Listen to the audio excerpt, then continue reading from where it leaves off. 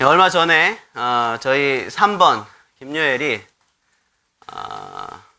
저희 아내의 핸드폰을 화장실 바닥 타일에 내던졌습니다. 출시된 지 얼마 되지 않는 어린이 전화 6살 더하기 모델인 출시된 지 얼마 안 되는 핸드폰인데요. 액정이 완전히 박살났습니다. 그래서 이걸 어떻게 할까 고민을 하다가 조금 이렇게 쓰다가 혹시라도 이제 막 너무 많이 깨지고 그랬길래 뭐 애들이 또 가지고 뭐 장난하고 뭐 이러다가 다칠까봐 이제 액정을 좀 이렇게 바꿔줬습니다.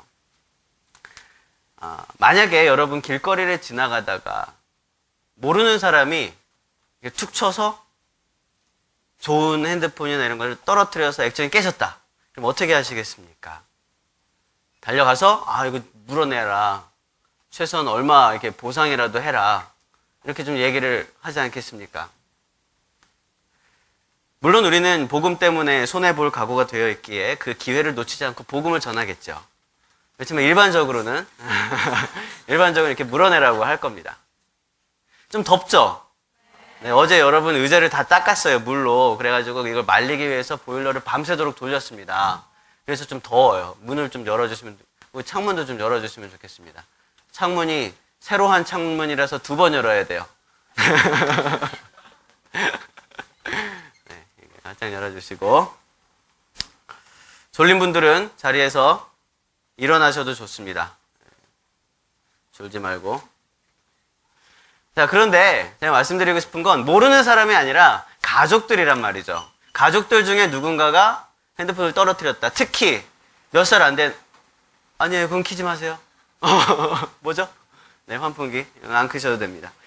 혹 이 가족들 중에서 어린 아이들이 말썽을 일으켜서 핸드폰이나 뭐 중요한 무언가를 이렇게 깨트렸다.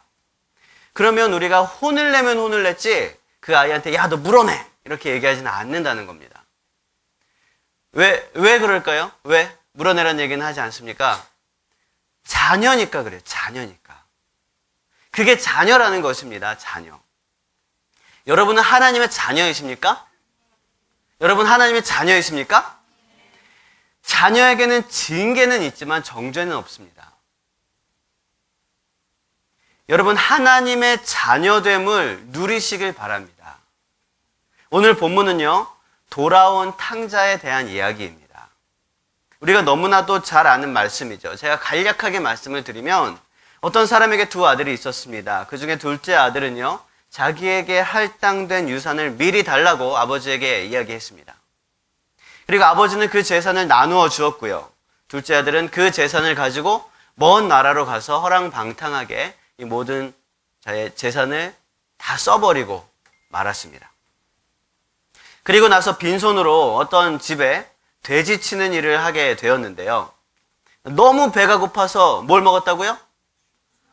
쥐업 열매를 먹었어요? 먹으려고 그랬는데 그것도 없었던 거예요. 쥐업 열매라도 먹으려고, 돼지가 먹는 쥐업 열매라도 먹으려고 그랬더니 그 쥐업 열매조차 없을 정도로 굉장히 흉년이 들었던 것입니다. 상황이 굉장히 안타깝게 되었습니다. 그래서 둘째 아들은 얼굴에 철판을 깔고 다시 아버지에게 와서 그 아버지의 아들이 아니라 그 집의 머슴으로라도 그렇게 받아달라고 하기 위해서 집으로 돌아왔습니다.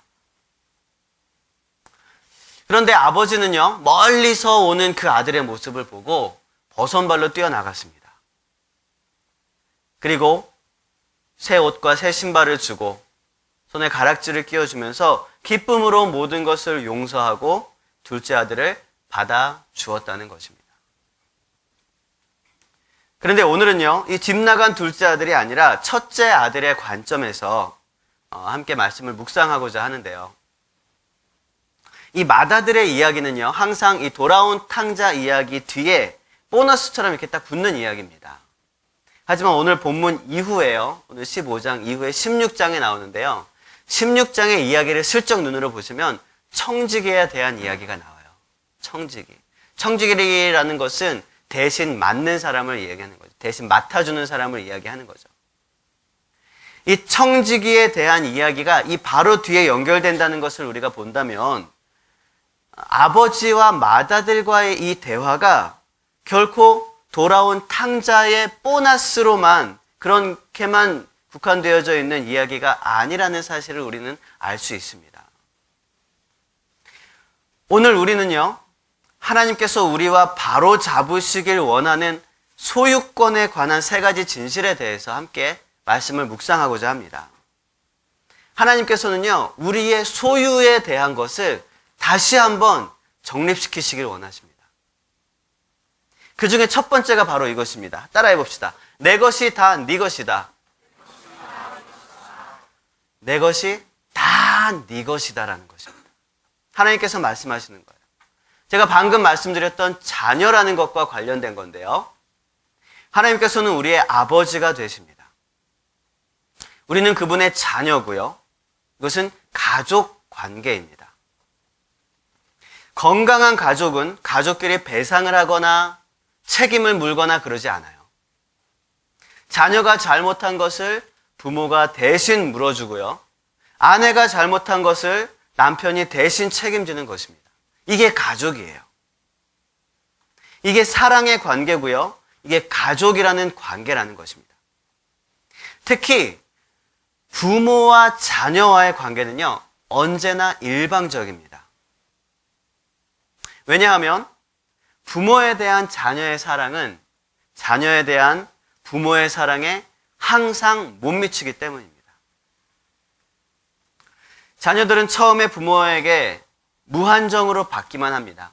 태어나자마자 해준 것도 없으면서 울기만 하면 밥 주고, 울기만 하면 기저귀 갈아주고, 울기만 하면 재워주고, 울기만 하면 옷을 갈아입혀주고, 씻겨주고 다 해줍니다. 무한정으로 해줍니다. 이것이 긍휼의 관계입니다. 긍휼. 이게 제가 지난번에 살짝 얘기한 적이 있는데, 여러분 불쌍히 여긴다는 표현 알아요? 아기가 너무너무 귀엽고 이쁘잖아요? 그럼 진짜 귀엽고 예뻐서 불쌍해 보여요. 그러니까 여러분들이 정말 아이를 낳아보면 알아요. 근데 하나님께서 우리를 불쌍히 여기셨다, 긍휼히 여기셨다 이렇게 표현하잖아요. 그게 우리가 정말 되게 좀 찌질하고 못생기고 더럽고 그래서 불쌍해 보이는 것도 물론 있지만 그게 아니라 우리가 우리가 그냥 멀쩡해도 잘 놀고 있어도 자녀들이 그냥 밥 잘 먹고 있어도 그래도 그 뒷모습을 보면요 너무 이쁘고 귀여워서 불쌍해 보이는 게 있어요. 모르죠? 모른단 말이죠. 몰라야죠. 자녀를 낳아보면 그걸 알아요. 이게 긍휼의 관계라는 겁니다. 아무런 이유도 아무런 대가도 없는데요. 부모님들은 부모님이기 때문에 자녀이기 때문에 그 아이들에게 모든 것을 다 해줍니다. 그리고 그러한 자녀들을 교육하고 훈련시키기 시작합니다. 어느 정도 이유와 대가를 가르치기 위해서입니다. 그래서 때로는 기다리기도 하고 때로는 어떤 행동에 대해서 혼내기도 하고 보상하기도 합니다. 아이가 이제 어느 정도 무한정이 아니라 어떤 조건을 배워나가고 나면은요, 부모님과의 관계를 계약의 관계로 생각하게 됩니다. 그래서 자기 것을 챙기기 위해서 무언가 약속된 행동을 하고요, 훈련된 그런 결과죠. 가르침 받은 결과입니다. 자기 것이 침범당하거나 약속이 지켜지지 않으면 노여워하기도 하고요. 그렇게 되어집니다. 그러나 아직까지는 이 모든 것이 다 부모님으로부터 왔다는 것을 깨닫지 못해요. 이게 계약의 관계예요. 자녀가 이제 더 이게 성장하게 되면은요, 이게 계약의 관계가 아니라는 걸 깨닫게 됩니다. 감사라는 것을 알게 되죠. 이때가 대부분 우리가 이제 철이 든다라고 말하는 그때쯤인 것 같아요. 제가 생각할 때는. 아, 이제 철이 든다. 고마워할 줄 아는구나. 이 정도 되는 거죠. 이게 감사의 관계가 되는 거예요. 감사의 관계. 부모님의 헌신과 희생을 깨닫고요, 받은 것에 대해서 감사할 줄 알게 되는 것입니다. 이게 감사의 관계. 자녀가 더 성장하게 되면은요, 이제 섬김의 관계가 형성되어지게 됩니다. 부모님을 섬기게 되는데 이건 어린 시절에 나한테 이렇게 해줬으니까 거기에 대한 보은으로 섬기는 게 아니라 자녀된 도리로서 이렇게 꼭 섬기게 되어지고 부모님을 보면 마땅히 섬기게 되어지고 이렇게 되는 게 이게 섬김의 관계가 형성되는 거죠. 이게 부모와 자녀의 관계 변화라고 얘기할 수 있는데요. 이건 사실 하나님과의 관계에서도 성립되어집니다. 부모의 사랑, 또 하나님의 사랑을 우리는 동일하게 아가페 사랑이라고 이야기를 하기 때문입니다. 이 사랑은요, 계약의 관계가 아닙니다. 제가 이 얘기를 하고 싶어서 그런 거예요. 사랑이라는 것은요, 특별히 하나님과의 사랑에 대한 것은 계약의 관계가 아닙니다. 그런데 때로 우리는 이걸 계약의 관계라고 생각을 합니다. 둘째 아들처럼 말이죠. 집 나갔던 둘째 아들은 아버지와의 관계를 계약 관계라고 생각을 했어요. 그래서 자기의 분깃, 자기의 몫을 나눠달라고 먼저 요청을 합니다. 그리고 다 자기 거 다 이렇게 다 탕진하고 나서 집으로 돌아올 때도 어떤 마음을 먹냐 하면 아버지와 아들과의 그런 관계가 아니라 새로운 계약을 맺어야겠다. 나는 이제 아버지로서의 자격은 다 박탈됐으니까 새로운 계약 관계, 주인과 종의 계약 관계를 맺어야겠다. 이런 마음을 먹고 이렇게 아버지에게 돌아옵니다. 하지만 하나님께서 자녀된 맏아들과 둘째 아들에게 공통적으로 이야기하고 있는 것은 계약의 관계가 아닙니다. 자녀됨입니다. 자녀. 계약 관계가 아니라 사랑의 관계입니다. 집으로 돌아오기만 하면 조건 없는 사랑, 제한 없는 아버지의 은혜를 누릴 수 있게 된다는 것입니다. 우리는 항상 하나님의 사랑을 제한합니다. 받을 분깃을 받았으면 그 이상은 우리의 노력이라고 생각을 해요. 손 벌리지 말아야 한다고 생각합니다. 난 내 몫을 받았으니까 그 이상은 이제 내가 마땅히 해야 되지 않겠어? 내가 이만큼이라도 해야 되지 않겠어? 그러나 여러분, 그렇지 않습니다.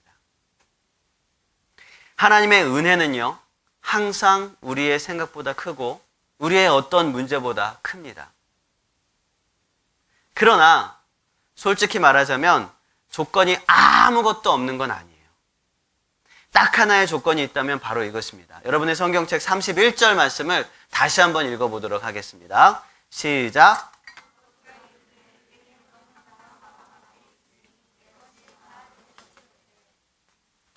둘째 아들도 아버지의 아들이었습니다. 하지만 아버지의 것을 자기 것으로 누리지 못하고 쥐업 열매나 먹으려고 돌아다니고 있었어요. 그 이유는 딱 하나였어요. 아버지와 함께 있지 않았기 때문이에요. 이 둘째 아들이 그 먼 나라에 있는 둘째 아들과 아버지 곁에 있는 둘째 아들이 다른 사람입니까? 아니에요. 거기서도 다 탕진했고 여기서도 다 탕진했습니다. 똑같은 둘째 아들이지만 아버지를 멀리 떠나 있을 때 그는 쥐업 열매나 찾아다니는 그런 비참한 삶을 살게 됩니다. 하지만 딱 하나, 아버지와 함께 거하게 되자 그는 다시 아버지의 모든 것을 동일하게 누릴 수 있게 되어지는 거예요. 전지전능하시고 아들을 너무나 사랑하시는 그 하나님, 그 아버지를 떠나지 않으면 된다는 사실을 우리는 기억해야 합니다. 아버지와 함께 있을 때 우리는 감사와 섬김의 관계를 지속하고 하나님의 것을 우리의 것으로 누리고 하나님의 은혜를 경험할 수 있게 되어지는 것입니다. 둘째로 하나님께서 우리와 바로잡으시길 원하시는 소유권에 대한 두 번째 진실입니다. 따라해 봅시다. 네 것이 다 내 것이다. 네. 첫 번째는 뭐라고요? 내 것이 다 네 것이다. 두 번째는 네 것이 다 내 것이다. 여러분 것이 다 하나님 것입니까? 정말입니까? 목소리 점점 작아지네. 여러분의 생명이 하나님 것입니까?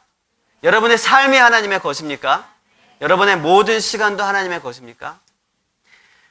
만약에 선뜻 여러분이 어떤 것이 여러분 하나님의 것이라고 고백하지 못하는 그런 부분이 있다면 그 이유는 무엇일까요? 하나님, 나의 모든 것이 주님의 것입니다. 나의 모든 것이 다 주님의 것입니다. 그런데 이것만큼은 아닙니다. 이거는 잠깐만요. 하나님, 요 시간만큼은 안 됩니다. 나의 시간, 나의 어떤 건강, 나의 지갑. 왜 하나님께 완전히 선뜻 바치지 못하는 나의 어떤 분야들이 있을까요? 그 이유는 하나님께서 그것을 하나님께 바치라 라고 얘기할까봐 그런 거예요. 그러나 여러분, 내 지갑이 하나님의 것입니다 라고 고백한다고 해서 하나님께서 그 지갑을 가져가시는 분이 아닙니다. 내 생명이 하나님의 것입니다 라고 고백한다고 해서 하나님께서 당장에 그럼 너는 저기 이슬람권에 가서 네 생명을 내놓아라 라고 말씀하시는 분이 아니라는 거죠. 하나님께서는요, 우리의 소유를 가장 올바로 사용하길 원하십니다. 우리는 너무나 나약하기에 하나님께서는 우리가 감당할 수 있을 시험밖에는 주시지 않습니다. 그런데 이 시험이라는 것이 꼭 어떤 어려움이나 어떤 고난만 말하는 게 아니에요. 때로 우리는요, 꽁돈이 생깁니다. 꽁돈. 꽁돈을 좀 고상한 용어로 내가 표현하고 싶은데 이게 무슨 영어가 있을까요? 꽁돈, 뭐라고요? 꽁돈이 생깁니다. 그런데 내가 이렇게 계획하지 않았던 그런 꽁돈이 생겼을 때 우리는 그것을 하나님께서 테스트하시는 것이라고 여겨야 합니다. 우리가 재정적인 부분에서 어떻게 쓰는지를 테스트하시기 위함이라는 거예요. 여러분, 우리의 모든 소유가 하나님의 것이라고 고백하는 것은 지금 당장 지갑을 헌금함에 집어넣어라 라는 것이 아닙니다. 우리의 모든 소유를 하나님의 기쁨을 위해 사용하라는 것입니다. 그런데 이 고백은요, 우리의 모든 것이 다 주님의 것입니다 라는 이 고백은요, 두 가지 믿음이 있을 때 가능한 것입니다. 첫 번째 믿음은 하나님은 전지전능하시다라는 믿음이에요. 여러분, 하나님은 우리보다 능력이 많으십니까? 우리가 믿는 그 하나님이, 우리가 교제하고 우리가 소망하고 우리가 고백하는 그 하나님이, 천지를 만드신 그 하나님이 맞으십니까? 모든 것을 아시고 어디에나 계시고 우리의 모든 필요와 소원을 다 아시는 그 하나님이 맞으십니까? 하나님은 전지전능하십니다. 이것이 첫 번째 고백입니다. 그리고 두 번째 믿음은요, 그 전지전능하신 하나님이 나를 사랑하신다라는 것입니다. 전지전능하신 하나님인데 그 하나님이 나랑 상관없으면 그게 무슨 상관이겠습니까? 아무런 의미가 없겠죠. 그런데 그 크신 하나님께서, 그 전지전능하신 하나님께서 나를 사랑하신다는 거예요. 나를 사랑하시는데 심지어 그분의 아들보다 더 사랑하신다는 겁니다. 우리가 어떻게 알 수 있어요? 그 아들을 대신 죽이셨어요. 아들보다 더 사랑하신다는 게 말이 되는 줄 아십니까? 여러분, 안 낳아보셔서 모르겠지만 자녀 때문이다라는 그 이유는요, 애들 때문에, 자녀 때문에 라는 그 이유는요, 어떤 이상한 행위도 감동으로 만드는 이유가 됩니다. 자녀 때문에 어려운 직업을 기쁨으로 하고, 자녀 때문에 추위와 더위 속에서 버티고, 자녀 때문에 비웃음과 조롱도 참을 수 있는 것입니다. 그 모습에 우리는 감동을 얻곤 하죠. 그런데 그 자녀를 죽여야만 우리를 향한 사랑이 완성된다는 것은 하나님께 있어서 정말 큰 딜레마였을 것입니다. 얼마나 아파하셨겠습니까? 얼마나 고민하셨겠습니까? 그러나 저와 여러분을 너무나 사랑하시기에 하나님께서는 자녀를 내어주신 것입니다. 저와 여러분을 자녀 삼으시고자 하나님께서는 첫 아들을 죽음으로 내몰으셨던 것이에요. 사단의 손에 빠져서 죄에 죽어가고 있는 우리를 대신해서 죽이신 것입니다. 그리고 하나님께서 우리와 바로 잡으시길 원하는 소유권에 대한 세 번째 진실이 있습니다. 첫 번째는 뭐라 그랬습니까? 내 것이 다 네 것이다. 두 번째는 뭐라 그랬습니까? 네 것이 다 내 것이다. 세 번째는 따라해 봅시다. 너는 내 것이다. 하나님께서는요, 보혈로 우리를 사단의 손에서 구원하셨습니다. 우리 자신의 죄로 죽을 수밖에 없는 우리를 그분께서 십자가에서 죽으심으로 대속하신 것입니다. 우리를 사신 것입니다. 내가 주님의 것이라고 한다면 더 이상 우리에게 어떤 것이 필요하겠습니까? 여러분, 자녀들이 마음대로 될까요? 반대로 여러분은 여러분 마음대로 살고 있지 못하고 여러분 부모님 마음대로 살고 있다고 생각하겠지만 여러분 부모님 입장에서 생각해 보면 여러분이 여러분 부모님 마음대로 살아가고 있을까요? 무슨 말인지 아세요? 다시 얘기하면 자녀들이 마음대로 될까요? 그렇지 않더라는 거죠. 여러분의 부모님조차도 여러분은 마음대로 할 수 없을 거예요.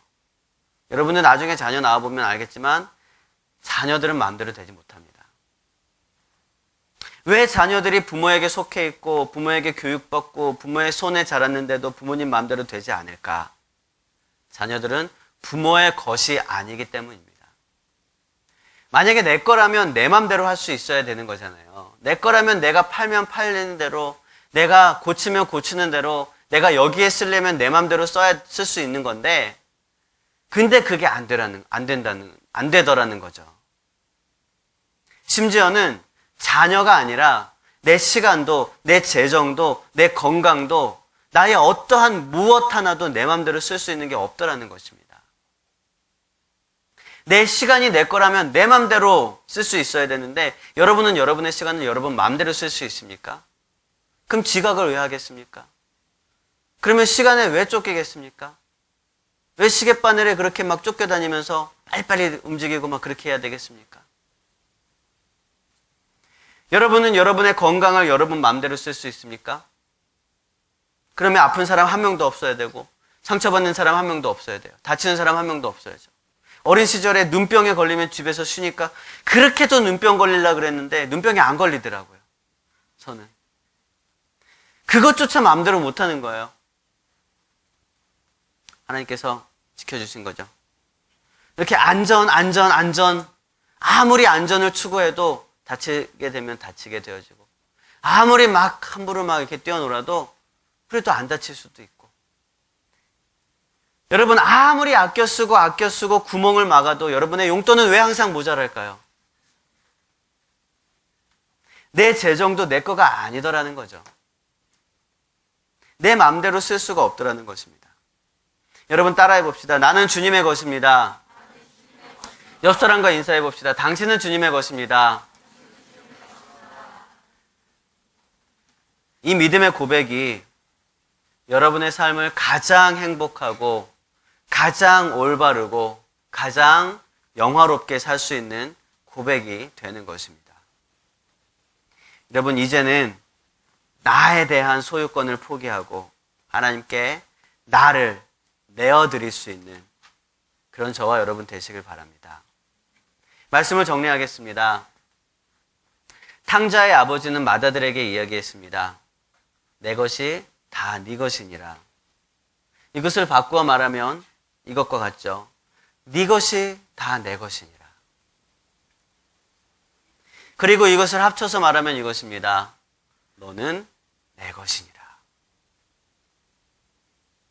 여러분 우리의 주인은 하나님이십니다. 하나님은 우리의 어떤 선택이나 결정이 없어도 우리의 삶을 좌지우지하실 수 있습니다. 하나님은 우리에게 허락받지 않고도 우리의 생명을 빼앗으실 수도 있고요. 다시 주실 수도 있으십니다. 우리의 상황을 변경하실 수도 있으십니다. 그런데도 불구하고 하나님께서는 우리가 우리의 주권을 내어드려서 주님을 섬기길 원해 하십니다. 그것은 우리가 우리의 것을 드리는 것이 아니라 원래 주님의 것을 제자리로 돌려드리는 것이기 때문입니다. 남자들은 여자들의 긴 생머리를 좋아한다고 합니다. 맞습니까? 요즘은 사람마다 조금씩 다를 수도 있어요. 근데 남자들은 여자들의 긴 생머리를 좋아한다는 속설이 있습니다. 그렇지 않습니다. 남자들은 예쁜 여자를 좋아합니다. 남자들 말입니다. 목사는 남자가 아닙니다. 저는 여러분의 영혼을 사랑합니다. 자, 어쨌든 그런데 남자들은 여자들의 긴 생머리를 좋아한다고 하는데 그 긴 생머리를 깜깜한 흉가나 공동묘지에서 보게 된다면 어떨까요? 사랑스럽고 아름다울까요? 아니죠. 그것만큼 무서운 게 어디 있겠습니까? 깜짝 놀라고 그냥 아주 그냥 막 도망가겠죠. 왜요? 제자리가 아니기 때문입니다. 긴 생머리가 여자들의 다른 팔에 이렇게 났다 좋아하지 않겠죠. 그렇죠? 좋아하지 않을 겁니다. 예전에 한 노랫말 중에서 세상 풍경 중에서 가장 아름다운 풍경은 모든 것들이 제자리로 돌아가는 풍경이라고 하는 노랫말이 있었습니다. 그렇습니다. 우리의 삶이 가장 아름다운 삶이 될 수 있는 방법은 제자리로 돌아가면 됩니다.